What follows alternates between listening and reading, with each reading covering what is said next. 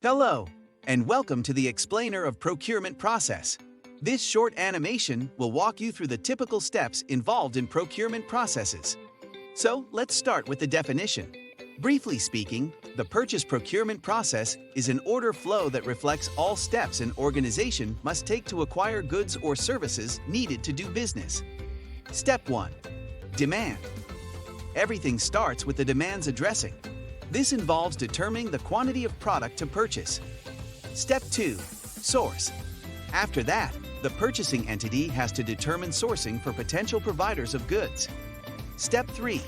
Selection. Once the trusted and potential providers are defined, the best source is selected. Step 4.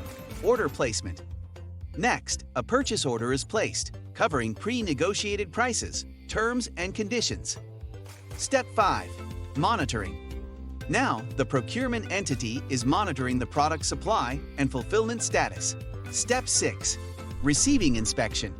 Once the goods are received, the items are inspected based on the order requirements provided. Among others, quantity and quality checks are done. Step 7. Payments.